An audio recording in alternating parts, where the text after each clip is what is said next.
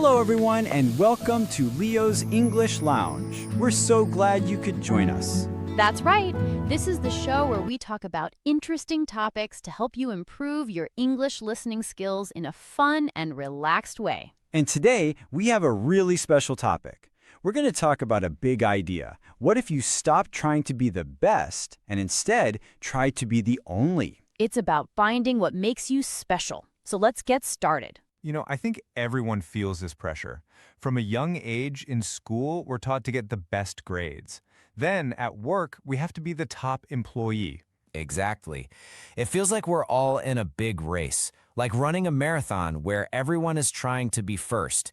It can be really stressful and, honestly, very tiring. So, in this first part, let's look closer at this race to be the best. Yeah, what does it really mean for us? And is there a better way? This slide shows the two paths really clearly. On one side, you have being the best. This path is all about competition and imitation. You look at what other people are doing and you try to do it better. It's a race. But look at the other side, being the only one. This isn't a race, it's a journey. It's about creating something new, something that is authentic to you. Authenticity just means being true to yourself. It's about adding value that only you can bring. Okay, so if we want to take that second path, how do we do it? How do we find our own unique power? Let's explore that. It's a really important shift in how we think. I love this quote. It's so simple but so powerful. Don't pursue being the best, pursue being the only one. It means you stop looking left and right at what everyone else is doing. Instead, you start looking inside yourself. You ask, what can I create? What is something that only I can do? So what does unique really mean here? It's not just about being different. It's about building something that nobody else can copy. I think of it like a personal recipe. Your skills are one ingredient. Your experiences are another. Your personality is a third. When you mix them all together, you create a dish that no one else can make. You become irreplaceable. So, where does this journey begin? It might sound strange, but it starts by looking outward. It begins with how you connect with other people. That's a great point. You don't find your uniqueness by sitting alone in a room. You find it by interacting with the world. The first step is to be proactive. That means you don't wait for things to happen. You make them happen. You start the conversation. The second step is to be genuinely interested in other people. And when you are truly interested, you naturally start to listen more deeply. You're not just waiting for your turn to speak, you're trying to understand. This leads to asking better questions, which helps you learn and connect even more. I really believe this. Listening is a superpower. Think about it. Most people are hearing, but not really listening. They're thinking about the reply while the other person is still talking.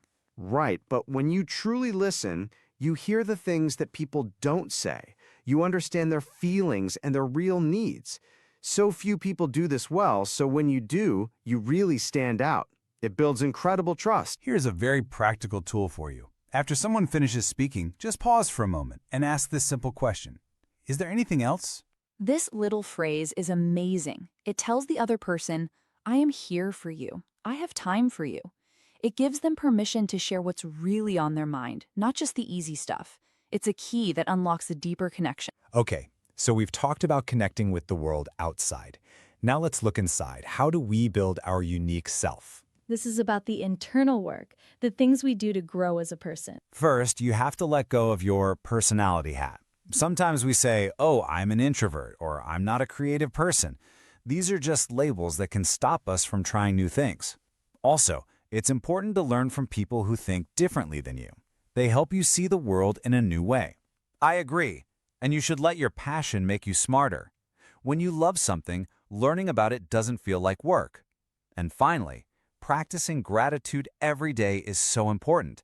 It helps you focus on the positive things in your life and makes you stronger. Do you ever feel like you want something to be perfect so you never finish it? This is called perfectionism. You just keep checking and changing things again and again. Yes, it's like being stuck in a loop. But there's a simple solution, a deadline. A deadline is a specific time or day when something must be finished. It forces you to make decisions and complete the project.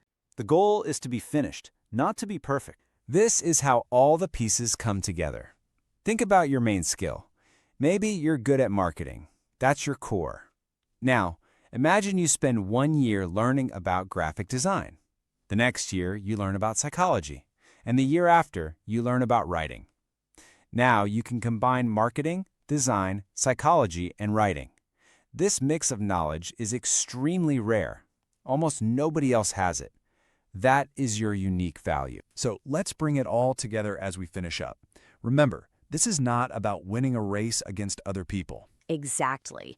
It's about your own personal journey to build a valuable, unique you. So here are the key takeaways. First, stop the race to be the best. Start the journey to be the only one.